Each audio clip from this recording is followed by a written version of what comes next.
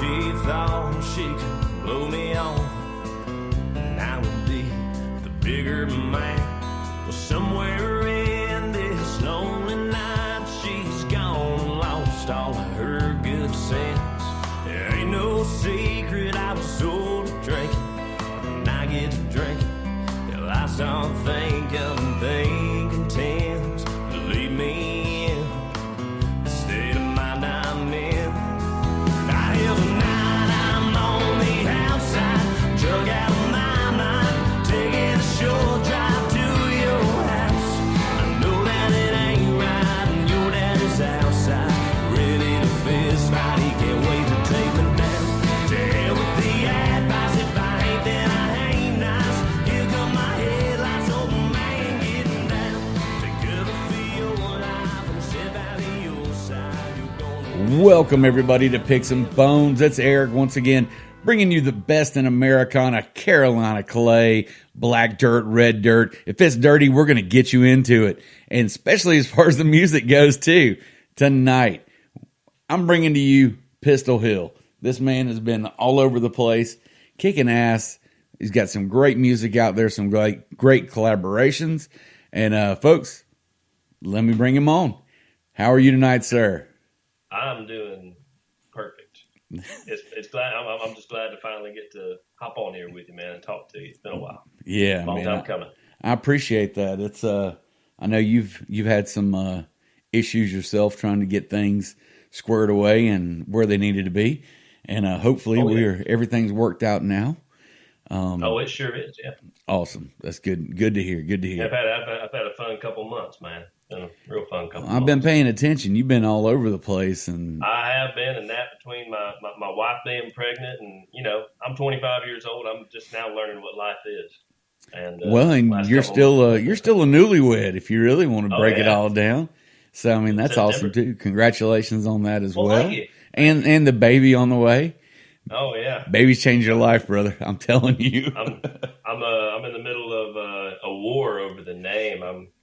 I'm good at winning dog names. I've named all the dogs so far, but I don't know if she's going to let me name the baby. I'm working on that one though. I got a good name picked out. We'll work on it. Boy or girl? I'll let you know how that goes. Girl. Okay. Scares the hell out of me. By the way, what's the cussing limitations on this show? You got to tell me stuff. I don't limit anybody on anything. That's why that's why I have that nice little button to say this episode is explicit if needs be. Yeah. If you've ever heard Junior Ramey or heard the one with Ken Tribble, we will go there. Hell, even Justin Clyde.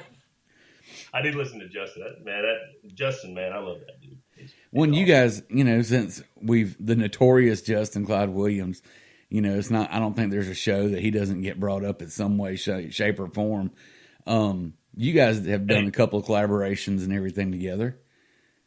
Yeah, Justin's been for a while. He was like he's like my brother. I mean, to this day, I still think of him as a brother. But yeah, we've done a ton of stuff together, and he's always been there for me musically. Anytime I need help, I like to think he's always a step ahead of me in terms of where he's at in terms of getting talent wise in his career.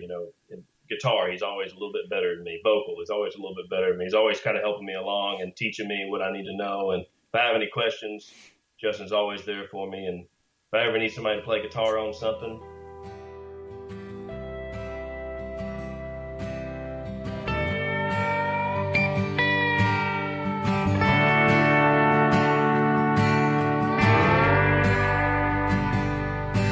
I was told myself that you just can't be a star if you ain't born in California. We'll pay your way right up the charts. I was told myself big ends what we can do, and your dreams don't count for nothing like the dirt caked on your boots.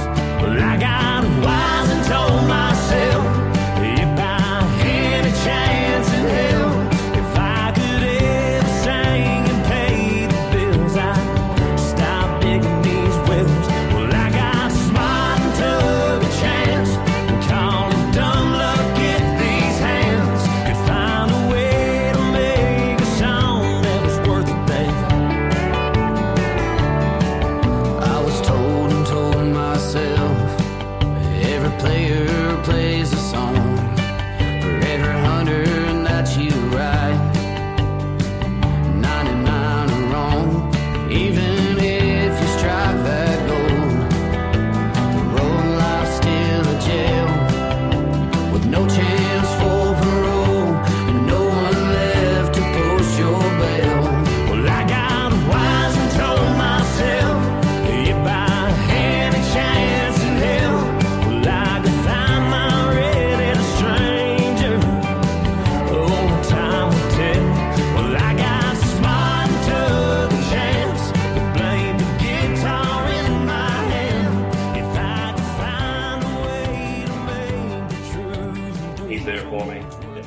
need somebody to help me finish a song, write a song if I'm missing a line or two lines, or if I just have an idea and I need the whole thing to be written, Justin Clyde's the man to go to.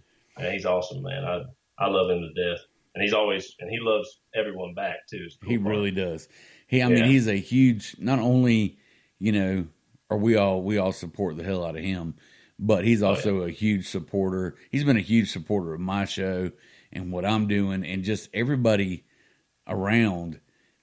I don't think anybody has a bad thing to say about that guy as far as, musically and everything else. Just down to earth. Oh, yeah. Let's talk about your, I know your album's not that new, but I know you probably got some stuff in the works and everything. Kind of tell everybody about, Pistol Hill, about your music. So Pistol Hill is me. That's clearly not my real name. I don't think my mom's not dumb enough to name me Pistol. Pistol's a great name, but back in the 90s, I don't think anybody was naming their kid Pistol necessarily, except for Waylon Jennings, who was naming his kid Shooter. Well, but there's it's kind of a name I was given around the same time I found my relationship with Christ was developed. And in a way, in the Bible, when like these characters in the Bible get new names whenever they find God or they're baptized or whatever. Yeah. In a way, Pistol Hill's that for me. Okay. I would never actually compare myself to a Bible character, but biblical character. But to me, it does the same thing. And I found God in country music right at the same time. I was leading worship at church. I just for months I had been leading worship, and I'd been doing it for a living. And this guy walks up to me and goes, "Hey man, you ever heard of Jamie Johnson?" And this guy's name's Josh Biddix. He runs Broad River Hemp Company, actually. And I said, "No." Well, I knew In Color. Yeah. And everybody knows In Color. Yeah, everyone knew In Color. But I was like, not really. I mean, besides In Color, my dad had showed me, when I was a kid, my dad had showed me High Cost of Living. And that's a good one. He goes, "Well, man, I just feel like it would do you some good to go see him live." So he drug me out to the Orange Peel, and holy shit, man, that changed my life. That was the night of my life, and I ended up seeing Jamie and Whitey and Cody and all these guys within like a year or two of that show, and just diving right into it and surrounding myself, and met Justin and met all these other guys who really just. These guys were bleeding this stuff, man. And while it's, in some ways, stuff like that's dangerous because you get wrapped up in a scene like that, and sometimes you forget to develop yourself and become who you're supposed to be. And that's kind of where I am now. This first record we put out, you had some help from a really good friend of mine, Linda Parks, who for a while helped me. She's awesome. Awesome lady.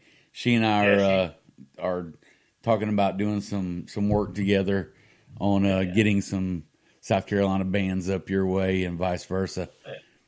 Yeah, and she introduced me to my producer, who's now like one of my best friends. Me and Billy Hume won a Grammy with the Infamous String Dusters for Best Bluegrass Record a couple years ago, and she introduced me to him and helped me get some songs out there like Brand New Bottle of Whiskey and Two Jacks and Heartless and all this stuff. And now I'm she's a little busy now to help out a young fellow like me, but we're still cool and still good friends. And I got some new stuff coming out now. It's a little bit of a different sound. It's a little more rock, I would say, than it is country. But I've gotten to work with some cool people, man. Gotten to work with some really cool people, and a lot of it started, Shelby, North Carolina. Linda Parks drinking wine at a fancy restaurant. The only gig I could get on a Sunday at 4:00, and she was sitting there drinking, and she heard me sing Heartless, and she walked up to me and she goes, "Did you say you wrote that?" And I was like, "Yeah." And friendship started right there, and a lot of my career started right there too. A lot of good opportunities came from that. I'm not sure if that answered your question or not. Oh, no, that answered the question. I actually got introduced to her by Jeb Brown, who is Billy Don's. I talked to him today, actually. Yeah. I'm actually going to be up there for the Billy Don show this weekend doing an interview with him and everything, and kind of doing a live, little bit of a live video beforehand on what it's like to be backstage with Billy Don Burns and all that good stuff. And that's cool. Parker Ford's going to be opening up for him, so that's awesome. He's a local boy from here.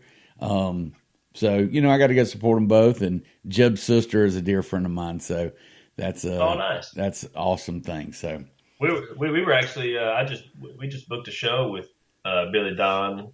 I guess we hadn't announced it, so I can't talk much about it. But it's got a little theater near Tupelo. We're doing a show in June sometime with him. I've been talking to Jeb for like the last 4 or 5 days. That guy's a hoot, man. He's a trip. And I don't know his sister, but I'm sure she's cool too. Well, she's a honky tonk singer, so.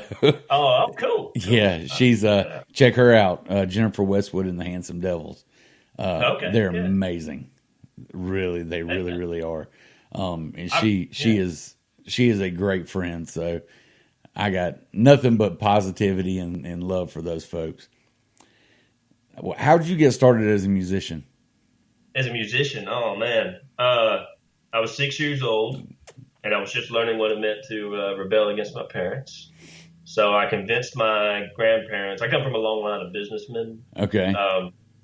Very not your average businessmen. Businessmen who like to do things their own way. All of them started their own business of some kind and struggled for years and found success their own way. And I guess that's how I got where I am now. But I learned the gift of gab from my father.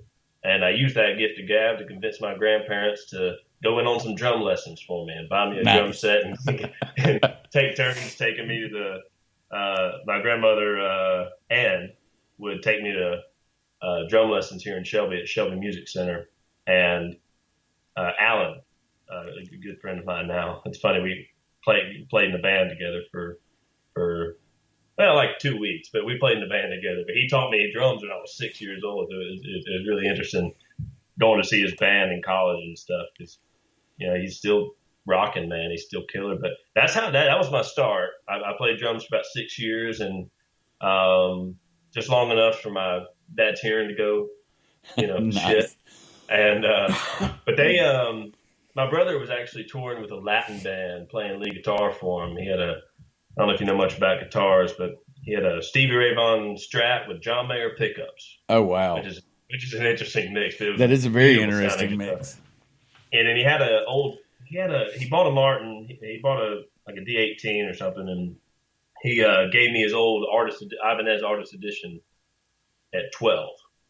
And he kind of just one night he was just taught me how to play G, C, and D. I think he was teaching me 3 a.m. by Matchbox 20 or something like that. And I just couldn't, I could play the chords, but I couldn't get a hold of I couldn't get the phrasing and all the little details. I really couldn't sing the song. So instead, I just wrote my own thing, and I showed it to him, and he was like, "Oh, that's not bad, man. Let me record it." And over the next, through high school and through college, I was writing 300 songs a year. Wow. I have files of just like, I think 2,500 something songs. Now that means they weren't very good. That means I wasn't going and workshopping them. I wasn't, writing with other people. I wasn't really taking my time on them. I had a lot of emotions and I didn't know how to get them out. And that was the best way I knew how. Now I write much less, but they're much better songs. I got you. That's the good news. Yeah. But that's how I got my start, man. It was fate. It was luck. I wasn't supposed to be a musician. Nobody in my family was, except for my brother. And he was more of a guitar player than he was a singer, songwriter. But yeah. So what's your favorite guitar to date? Man, I have a what do they call these? G&L.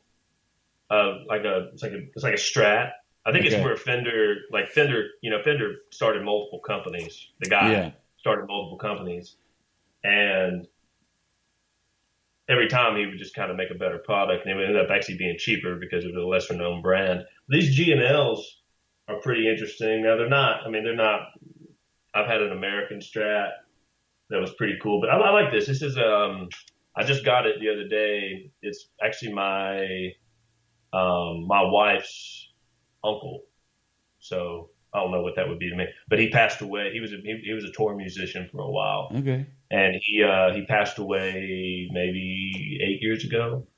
And this guitar's just been sitting at my father-in-law's house, and I had no clue he had it, and he had this big stack. I don't know if you can see this stack right here. Yeah. It smokes when you turn it on, so I can't. For those of you who aren't looking on Skype, there's a big, massive speaker back here that Pistol has no idea how to use. And I guess using you, but it smokes when you turn it on because there's something wrong with the tubes, and and I'm an acoustic guy all my life, so I have been an acoustic guy all my life. So playing an electric's a little bit different. In fact, I still can't play a G chord without pressing too hard and it kind of being out of tune a little bit. I'm working on it. We got the band. We got a band coming up soon, so I gotta grow up and learn how to play an electric. But that's my favorite right now, just because it's new to me. Okay, I got you. No, I know you were bringing up. Yeah, I know a little bit about guitars.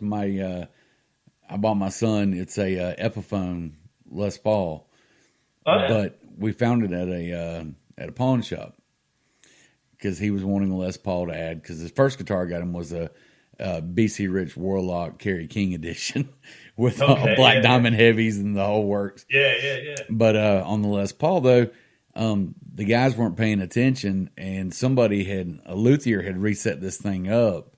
The strings were set perfectly, and it had Hetfield pickups in it. So I was like, yeah, you guys want $200 for it? Okay, yeah, we'll take it off your hands. I'm like, one pickup cost that. Oh, that's hilarious. You can find some good stuff at pawn shops, man. Man, you can. Really, you can. Oh, yeah. That's the right one.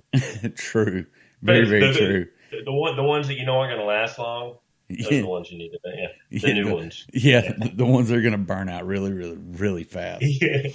If they've been established for a while, you're probably not going to get a good. You might get a good deal, but you're not going to get as good as a deal as you could at one that is not going to last very long. That or go to one that's getting ready to close. When they're going to go out of business because somebody's going to retire or passed away or whatever. Just trying to empty it out. I like pawn shop stuff, and I think that's why I like this electric guitar so much. It's got someone else's memories, and it's like when you pick it up, you got this whole new set of songs. And I don't care what people say. You can live. I mean, Jason Isbell's proof. You can write a song about something you don't know about. There's just there's a way to go about it. There's a way to go about that. And there's a way to go about writing songs that you do know about, and you can go about that wrong too. But I think a really great way is pick up an old guitar from a pawn shop and try to figure out what its stories are. Well, and everything's kind of got its own soul and spirit to it. Yeah. And I mean, that guitar's got its own legacy, and now you're going to continue it on and, help carry it to another level. So, I mean, that's great, actually. Yeah. And it makes it a tad easier when it's in the family. Too. Exactly. When it's a legacy that means something to my father-in-law, means something to my wife. And yeah. When you get the opportunity to actually hear some of those stories. And everything too, that, any of the ones that can be told in polite company. Oh yeah. We know how the life of a tour musician is. Yeah. And, you mentioned being up in Shelby. Shelby's becoming the hotbed for music right now. Oh yeah. Between you got Dirty Grass Soul Boys up there and, Scott Moss and, man, you got a lot of Luke Edwards, the Grassabillies. You got you got a lot of guys, man. You got just about. And it's funny. I grew up watching Scott help me get.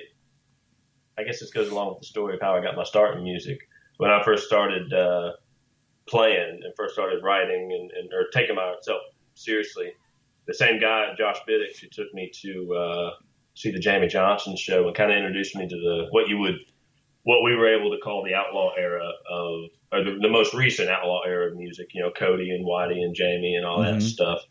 I guess now we're just calling that traditional, but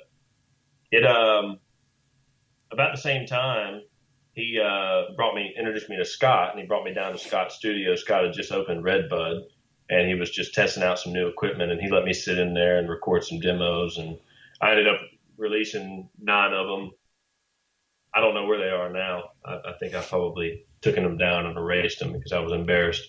But but it was such a great start for me, man. Scott's always been so good, and plus he's got the best guitar player in the land, man, Derek McCoy. I don't know if you've checked out Derek, but he's got a jazz trio as well. He's awesome. I need to check that and out. If there's anything more badass than country, it's probably hardcore fusion jazz. So that's the only thing I would feel okay with us is saying is more complicated than writing a good country song. And jazz is difficult. Oh yeah. I mean, I've got a son that's in college for music right now, and he's like, the jazz stuff, he's like, man, it blows your mind what you're getting yourself into, or how you're supposed to just completely change the way you're thinking. Oh yeah.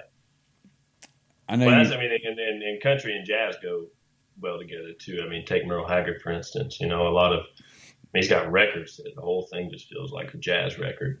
A drunken stupor jazz record. Right. I don't know if that's a very good way to say that, but Merle Haggard's king. That's all I have to say. Well, yeah. Well, I mean, even Willie's put out some that's kind of got that jazz blues feel to it. And that's what I respect about some of these old school country guys. They weren't afraid to take the chances, and if they decided, hey, you know what, I want to do this kind of jazzy blues thing, who's going to tell them no? Well, yeah. It's funny. That's kind of where I'm at in my career right now. And I'm not saying I'm going to go do a jazz record, but I've got, this song I've got coming out now, Love Letter. I've got, it's interesting. I don't like, probably most of the guys you interview don't really love straight up love songs. I don't like writing love songs. It's not my thing. You know what I mean? I know most of the people I interview are just kind of shy away from it because they're like, nah, well, we have a lot of the same friends in music. So, they're going to write something that's depressive and, sad, drinking, lonely songs, and dark. And I love that personally. Yeah, I do too. And then that's what got me into country music. And it's been the greatest challenge of my life to realize that it's not necessarily my job just to write sad songs, because I'm good at writing sad songs. I know I can keep writing sad songs. But the one thing I challenged myself with this one song, and for all I know, it could just be one song my whole career. But this one song, I just wanted to figure out, I've been dating my wife since we were 12, since we were in 8th grade. And since I started writing music, literally, the week I wrote my first song, I met my wife, and we started dating. And, it's the hardest thing I ever had to do was try to write a song about that. In fact, the whole song is really, the song that's coming out soon. You've probably seen the promo for Love Letter on my page. The song it's a little bit different than most of my stuff, and it's not, it's going to be an outlier in terms of not everything's going to sound like that. But it's been the hardest song to write, and the whole song's actually about how hard it was to tell her I love her, because, if you try to say I love you to somebody with words other than I love you, in other words, you try to elaborate on that, like I love you. What else are you going to say? You get the classic old country line, or the classic old song line. So I had to say I love you with a song. Pull out some Jim Croce on it. Yeah, so I had to find a way that was like, because it's not like I was saying before, and I interrupted myself. Go figure. It's not my job to write sad songs. It's my job to write something that's authentic and write something that's real, what I live. And it took me a minute to realize this, but I've been living a love story. I'm very lucky to be living a love story, and I've had plenty of heartbreak. Me and my wife were off and on through college. We took a break or whatever. We didn't date for 4 years. We were still friends, and knew each other and dated off and on for 13 years now, 14 coming up soon. But it's a difficult thing, man, that's the thing that I've lived that I haven't been able to write about. And it's the hardest thing I've done, but hopefully it goes over well. I got some good old honky tonk coming out right after that. So nice. If people don't like love songs, don't worry. I'm not abandoning ship, Don't get me wrong. There's a place for a good love song. There really is. Oh yeah. And I wish guys could actually get over themselves and actually write some, because honestly, some of the best ones you get out there are ones, it tells that story of heartache and heartbreak. And, a love story doesn't have to be happy. No, not at all. Yeah. That's the way love goes. Yeah. Hey, there's another good song title. Yeah. We could probably play the song title game and get through the whole rest of this interview. Yeah, I know. Who are some of you? Go ahead. Real quick on Love Letter, one last thought. If you don't like love songs and you listen to it and you don't like the words for some reason, which I hope you do because I worked hard on them, Justin Clyde Williams played guitar on it. And the guitar work on that song is just amazing. And the tone and he nailed it. So if you don't like it, if you don't like any of that stuff, there's still something to be had in that song. Just listen to the guitars. Go buy a Sonar or something and single out the guitars and just listen to them. They're still badass. Hey, there you go. Anyways, I digress. Let's continue. No, I love it. This show's all about jumping down rabbit holes. Hell yeah, man. I can do that all day. So can I. So I guess we've kind of developed who some of your modern influences are and everything. Where do you see your music even a year from now? Oh, a year from now. I know everybody says, where do you see yourself in 5 years? No, where do you see yourself in a year from now? You're going to be a dad at that point. I'm going to be a dad. So are you gonna try to teach your daughter to the ways of the musical force? Well, she's going to be a bass player. I figured that out already. That's the hardest thing to get. That's stand up or electric? Both, hopefully. Okay. I'll teach her electric. I don't know about. I don't think I could teach her stand up. We'll have to. I've got both in my house right this minute. Well, hey man, you want to hit the road? That's it. A buddy of mine asked me the other night. He goes, "Hey, you got a lot of free time these days. Why don't you come play bass for me?" I said, "I can come play at it for you all day, all night." I said, "Why not?" That's man. I tell you, for me, my goal in the next year, and I'm gonna, I'm just gonna take this as I think of everything musically as touring. So like whenever I use this hashtag on tour for life, and I mean that. Like I mean like my favorite thing is to go around and play people my songs. Like if I don't, I've actually been, my story's a little different than some. Like I've actually been pretty lucky in life. My parents were good people. They helped me have everything I need, but they were also tough on me in terms of they taught me a lot of hard lessons, and they really had a good plan to raise me. My dad wasn't poor by any means, and but at 12 years old, he looked at me and said, "From now on, if you want something, you can earn it." And it's not like he didn't have the means, but if you need it, and he included college in the need, which I went and wasted his money for a year and a half and dropped out to do music. But guitar, he's never bought me a guitar. He's never promoted a song. He's never helped me pay for a song. He's never done he's always let me earn it on my own. And that was one of the greatest things that anyone's ever done for me, is making me earn things on my own. But he, this year, I think for me, it's the year of getting a band on the road. I've got when I go to the studio, I have these great musicians come in and we make some great music and it's wonderful. And, I tour the country by myself right now. And starting in June, I'll start a new project where I'll be touring with this other guy full time. We'll kind of be splitting shows and combining resources and trying to build a band together. And that's my goal for this year. I mean, that's where I want to be in a year. I hope that we can talk again, maybe for the second, maybe for the third time. I don't know. It depends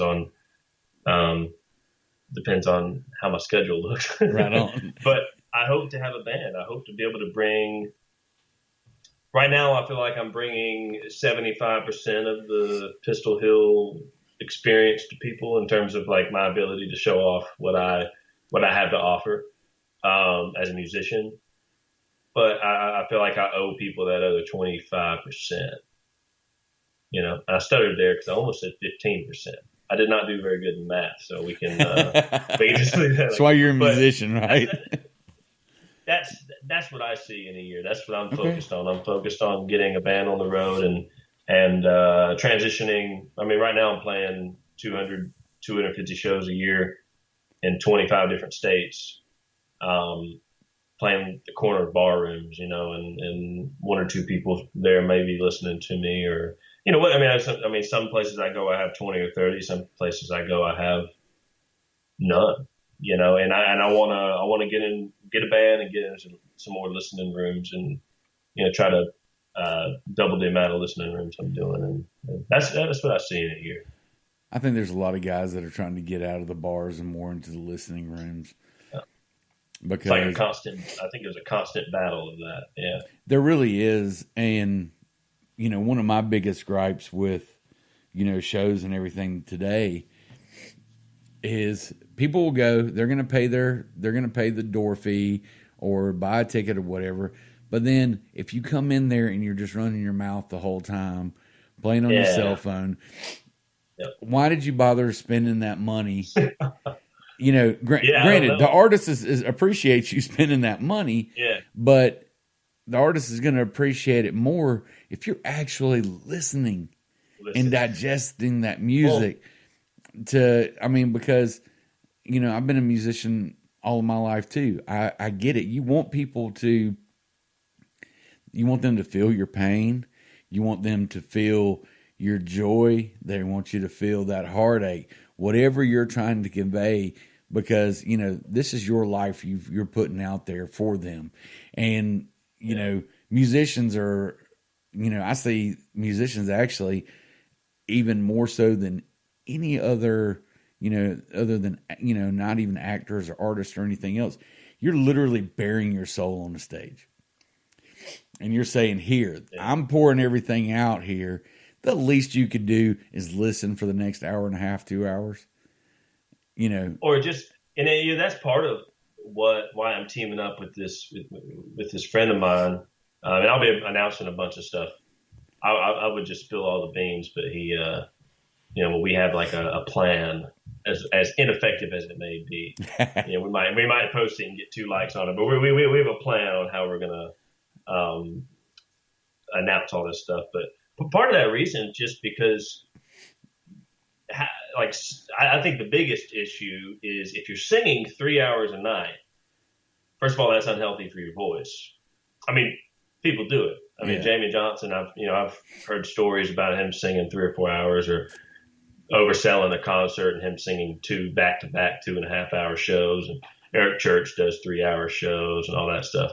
Now he's only doing 2 or 3 shows a week. I'm talking about doing 5 shows a week, 3 hours.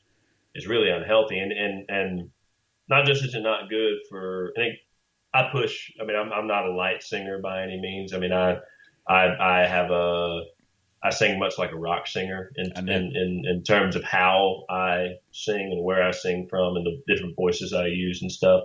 And singing 3 hours a night's hard. So, I mean, and it's hard to focus. Like when I sing my music, if I could sing an hour and 15 a night, an hour and a half a night, right? Which I don't really know if anyone wants to listen to me for more than an hour and a half anyway.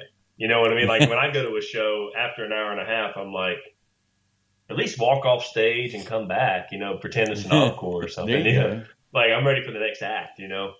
And I feel like if you can't say it in an hour and a half, you know, so that's part of why while we're teaming up, it's you know, split shows, you know, one of us open up or one of us headline, co-headline, whatever you want to call it. Yeah. And it's really going to allow us to And I think more people should do that, and they are. You know, you see that in Shelby, you see that in Charlotte, you see that in Hickory. Justin, all those guys, you know, all those buddies are doing that, and all the local guys are doing more and more shows like that. More like Old Dallas Brewery and stuff like that. Those guys are just more random places are starting to realize that audiences like that. They like that variety. They like and they also like the fact that when you only have to sing an hour and a half, when all you have to focus on is an hour and a half, Uh-huh. and you do that every night, you know how freaking good you're going to get at singing your own songs?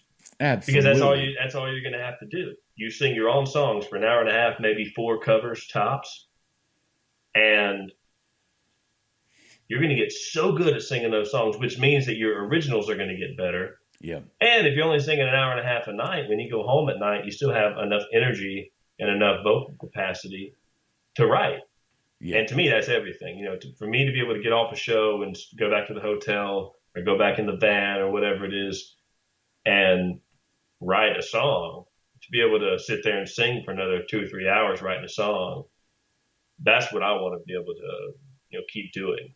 And I know as I get older, I have to start taking care of my voice a little bit more. When I was young, it was, you know, I was doing 4-hour shows 5 nights a week with Justin back in, you know, back in the day, back before we ever did that Hillbillies and Guitars tour. But it was, yeah. Right. Yeah, it's important, man. Yeah. All right, let's jump into some bare bones. Okay, yeah. Okay, what band are you really into right now? Ooh, what band am I really into right now? Does it have to be a new band? No. I'm getting really into Tennessee Jet. Never listened to him before. Actually, I'd listened to the stuff, you know, I listened to some of his live stuff when he opens for Cody. Yeah. But Tennessee Jet's been my, I listen to new music while I work out every day. Yep. And he's been my workout guy for a while now because I don't know why. I like Tennessee Jet. It's got a good sound. Yeah, I've fallen in love with it recently, I guess you could say. What is your all-time favorite book? All-time favorite book? Ooh, I'll be honest with you, man. I have completely, from front to back, read one book in my entire life. I read like short stories and stuff all the time, but when I was a kid, I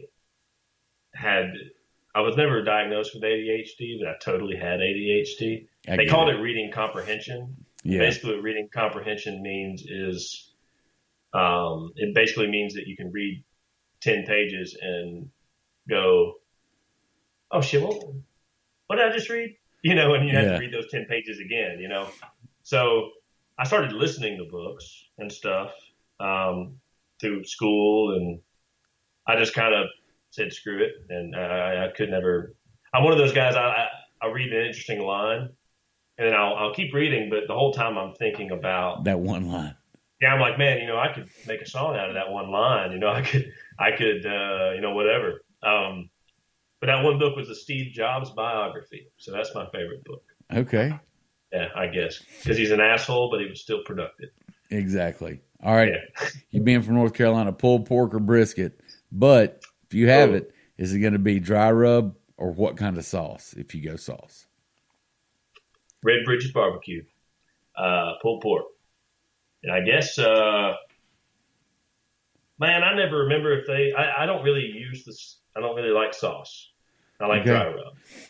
Dry rub for sure. Yeah. All right. What was the first record you ever bought or picked out for yourself for someone to buy? My first record, it was Easter. I got it for Easter, and I got my first boombox, and it was it was the Smooth Carlos Santana record. Nice. And I have 2 answers for this, and I'll tell you why. Smooth, and the B-side was El Ferrell. And I love Smooth that Rob Thomas was singing on it. Yeah. It was a great song. You know, it's literally the second most charting song of all time. You know, I think Nicki Minaj beat it out like 5 years ago. Maybe deservingly so. I've got no clue. But my first country record was Honky Tonk Heroes. think it was 1973, Honky Tonk Heroes. Billy Joe Schaefer wrote it with Waylon Jennings. I think it was Waylon's first big record, if I'm not mistaken. Maybe Nice. Folk Country that came before that. But Daryl Whaley down there in Charlotte, North Carolina, introduced me to it. That's Love it. awesome. First concert. Oh, do I have to answer this one honestly? Yep. All right, my first concert was Train opening up for John Mayer. It was the Continuum record. He was just starting to play Gravity live.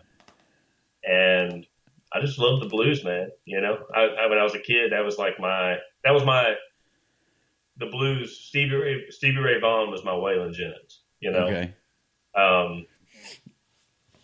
You know, Jimi Hendrix was my Buck Owens, you know, and that kind of thing. I get it. I get it. Yeah. But John was a young guy who was making, I didn't hear the pop stuff. You know, my brother was a guitar player, so we were listening to the Trio and listening to Continuum and listening to him shred people's faces off. Yeah. And then Train opens up for him, and they're singing "Save Me, San Francisco," and running. He was running through the audience and in his tight jeans, running around singing "Marry Me" to all the women in the audience, and I was like, you know, that's kind of cool, I guess. You know, being able to sing to women, and then now I sing songs for my wife. So There it you worked go. out well. There's nothing wrong with that. When we But it wrap, actually was a good concert. I've got a Train story I'll tell you after we wrap everything up. Oh yeah, Star Wars or Star Trek? never seen either one. Ah, such a shame. You're like, yeah, I'm going to beat your ass after we get off. Nah, you know, I've only had that answer once before. Oh, Okay. really, was it? God, You can tell me later if you don't know. I can't remember which guy it was, but they're like, no, I've never really watched either one of them. I'm always too busy with everything else. Just tell me who it is later, and I'll befriend them. You And that person will hang out a together. support group. Yeah, we'll have a support group. Yeah. Okay, I'm going to ask you. This is a 2-part question. Okay. What is your jam song? Doesn't matter how many times you've heard it. It comes on. You're cranking it up, and you're singing at the top of your lungs. It's just your go-to. Now, Sugar. Okay. on the converse of that, what is your guilty pleasure song? The one that you don't ever want to tell anybody that you love, but you absolutely love that song. Okay, I'm gonna answer that in reverse order because I want to save myself. Both of them are not. Like, I feel like I can give you like country versions of this answer and rock versions, but I feel like the non-country version would be more interesting. Or And more you can revealing. get whichever one you're feeling, because we talk about everything. Because my guilty, my country jam song any jam song. is like the one that, like, when me and my wife are in the car and I can't help but sing is "Sugar We're Going Down Swinging" by Fall Out Boy. Just because when I was a kid, no one knew what the chorus said, but I did, so I could like sing it right, and you could hear people mumbling through the chorus, number one with a bullet. No one knew it. Everyone thought it said other things. So I guess I liked that I knew what it was. My guilty pleasure is, and to be honest with you, I don't even know what lady sings this, but it's that song, to the left, everything you own is in the box to the left. I heard, Isn't that Beyonce or something like that? yeah, it's Beyonce, and I'm not a huge Beyonce. I don't really care. That's the only song I know by her, but I heard somebody cover it one time, man, and I don't ever listen to her version of it, but yeah, that's my guilty pleasure, man. Okay. I guess I like that song. But country wise, my jam song right now has got to be "Sign That Line I Should Have Been Walking," Justin Clyde, man. It's a great song. That's been him, and that record he put out in Tennessee Jet, and some of Corey Hunt stuff recently is what I've been listening to while I work out. That stuff, all that stuff. I love Corey. Like I said, I could have country answers for all this too, but I feel like that would. And Corey's doing some great stuff. I mean, he's got some great stuff going on right now. All right, person living or dead that you would love to take the stage with one time. Keith Whitley. That's a damn fine answer, sir. Thank you. Thank you. My dog is named Keith Whitley Jr. Okay. So, and I'll tell you, it's funny. I named him Keith Whitley Jr. And 2 days after we got him, and hopefully the cops don't come beat my door down here. But 2 days after we got him, my cat knocked a sack of weed of mine off the counter, and he ate it all. And I was asleep, and my wife took him to the vet. She called her mom, and her mom came and got her and took her to the vet, or took him to the vet, because he was just sitting over the couch whining, but he couldn't move. He couldn't move at all. And it was a puppy, awesome. dude. He was like we had just rescued him from the animal shelter, and they got to the vet, and the vet's like, so what? Did he eat anything? And they basically knew what was going on, but they needed her to say that he had eaten weed so that they could treat him. Yeah. And it was the most awkward call in the world, man, because you could hear her mom breathing over her shoulder, and the vet, I could just feel them shaking their head at me. And every time I go to the vet too, they're like, "Oh yeah, he had to stay overnight and get IVs one time." It says, they're like trying to make me feel bad about it. But it's funny, we named him Keith Whitley, and then he almost overdosed on marijuana the next day. So, and he got a tattoo while he was there because they fixed him. And anyways.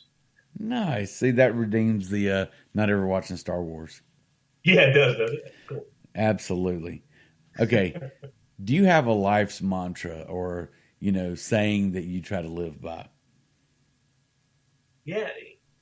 I get a new one about every 6 months. Mine right now is just it's a word. I always have a word that I find that applies to everything that I'm going through a certain period of time. Right now it's intentional. It's been intentional for about 8 months or so. So I'm due another one, but basically what I mean by that is, just trying to do everything. Like if I write a good song, I don't really want to write a good song if it's on accident. I want to know that it was intentional, that I had a good idea, I set a plan for it, and I was able to execute it. Because if I'm at a show and I sing something cool or I say something cool, I don't want to. It's useless if it wasn't intentional, because I can't recreate that audience to audience. Yeah. So that really it's a way to remind myself. Just because I accidentally do something cool at a show doesn't mean that I've done the job. I have to go home and I have to practice it so that I can bring that same experience to people every night. And that way I can intentionally create that same moment over and over and over. Right on. Yeah. Okay. I'm afraid one of these days you're just going to say, wrong answer. No. There are no wrong answers. The next one we kind of already answered, though, but this last one. If you had a spirit animal, what would it be and why? If I had a spirit animal, what would it be and why? Man, I've never been asked this, to be honest with you. I get that a lot. Spirit animal, I guess some kind of bird. Okay. A buddy of mine the other day said Justin Clyde Williams was his spirit animal. Oh, yeah. That's awesome. That is awesome. Damn it, can I use that answer? You can, man, feel free to take that answer. Justin Clyde Williams is my spirit animal. Or his gummy bear. His gummy bear is the spirit animal. Oh, yeah, the gummy bear, yeah. The gummy bear son. I feel like it's got to be some kind of migrating animal. Just because I feel like right now I tour around right now in a Honda Fit just because it gets great gas mileage and I'm by myself. So, and I can sleep in the chair. It fits a lot more than you think it will. There's a lot more space than you think there is. It's bigger on the inside. So but because of that, I have to go north in the summer and south in the winter because it ain't 4-wheel drive. Yeah. I ain't gonna You know, it ain't front wheel. I mean, I'm not gonna make it over the Rockies in the wintertime. Yeah. You know what I mean? I'm not gonna survive. I'm going to Illinois tomorrow. I'm driving to Illinois, and that's the furthest north I've been. I'm Southern Illinois too, not like North Illinois, not like Chicago. But I guess what area are you playing right now, in? I feel like What area? I'll be in Albany, Illinois. Okay. It's the home of the white squirrel. That's Brevard. Look it up. That's Brevard. Oh, is it? Yeah. Oh, the brewery.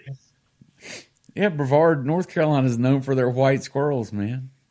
I didn't know that. Oh, yeah. They've even got statues of them downtown. And you Oh, yeah, see they have white, fluffy-tailed rats running around everywhere. I did not know that. Yeah. See, when I was in Albany last time, they showed me they have a statue too, and the town motto has to do with the white squirrel, and they were saying that this is the only town that they're still living in. So I'm gonna have to drop a truth bomb on them, I guess. Yeah, say y'all need to come south because we've got them all over, Brevard. All right, we'll have to take a little sound clip out of this after it releases and share it with them. There you go. Share it with the world. Or send them a link to. You can pull up Brevard's Facebook page, and it's like their white squirrels are all over it. There are 2 towns. There are 2 towns that have white squirrels. Heck yeah. Well, sir, do you want to do any shout outs to anybody? Man, I want to give a shout out to God, man. That's all I got. That's all I got. That's all. That's the only person that I owe everything to. There you go. That's a good answer. Yeah. Well, folks, Pistol, I appreciate you coming on. I'm glad we were finally able to catch up. We will definitely get you back on sooner than later, hopefully. Knowing us, it'll take us 6 months to make it happen. But you know what? It's all right. It's great. It's what we do. And thank you for being a huge contributor to the Carolina Clay movement. And I'll explain more when we wrap it up here. But folks, thank y'all for listening. Appreciate you. Go out. Be kind to people. Don't be dicks.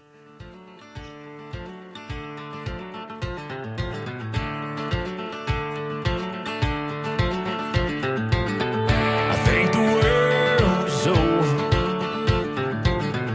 I think it's finally gonna end. This is the day that we've been talking about since the world began.